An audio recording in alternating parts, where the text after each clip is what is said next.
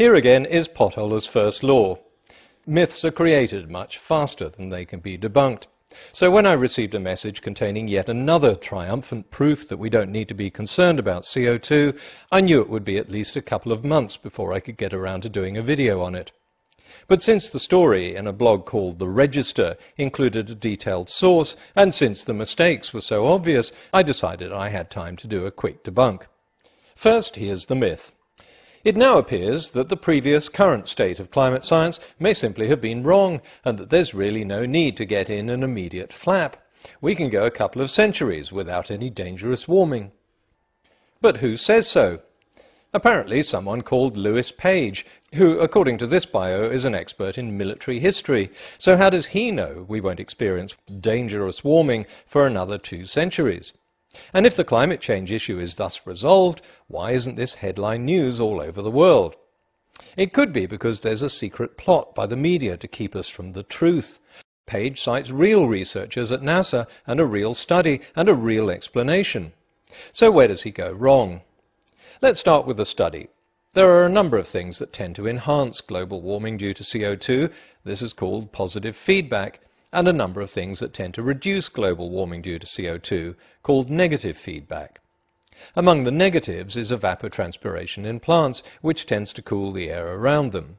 There's still a lot of uncertainty about how much evapotranspiration there'll be, but NASA researchers made an estimate and plugged that into a model. So far, no problem. But then Page and reality part company. He says the NASA study shows that when evapotranspiration is taken into account, a doubling of CO2 levels would cause the Earth to warm by just 1.64 degrees. So he concludes that all the other models, which don't take evapotranspiration into account and show much higher amounts of warming, are therefore wrong. Page seems to think the study consists of just one model, which includes evapotranspiration, but it doesn't. The researchers clearly state in their paper that they made 3 models. The first was a control climate model that did not take evapotranspiration into account, and it suggested that a doubling of carbon dioxide would lead to a warming of around 1.94 degrees centigrade.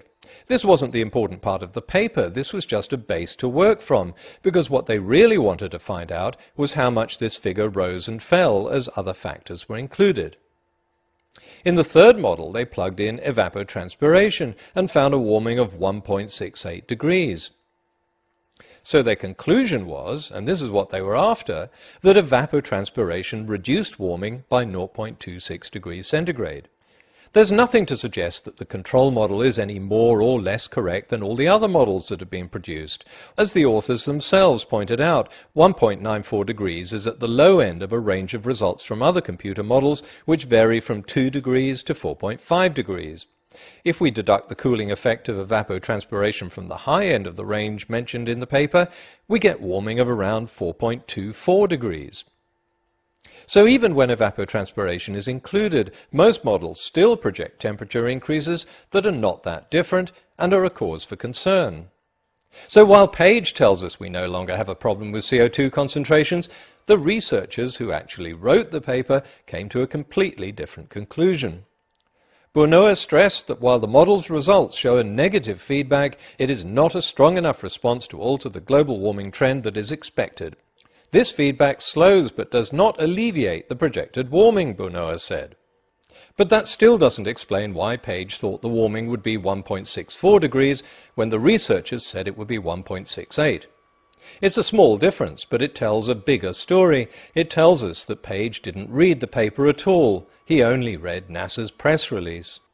Because the press release didn't include the researchers' figure of 1.68 degrees. It gave the correct result of the control, 1.94 degrees, but when it gave the figure for the cooling effect of evapotranspiration, it rounded it up to 0.3 degrees.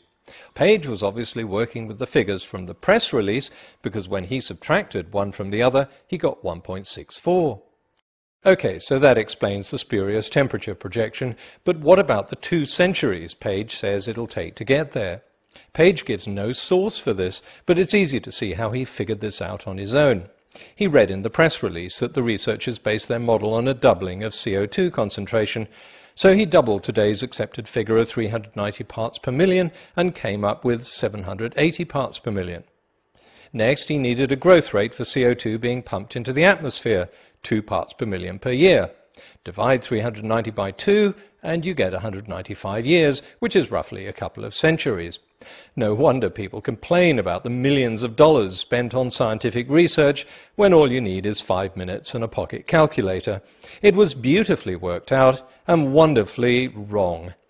First, Page's assertion that a doubling of CO2 meant 780 parts per million was a good guess, but if he'd checked the paper, he would have seen that the model was based on a concentration of 700 parts per million, not 780.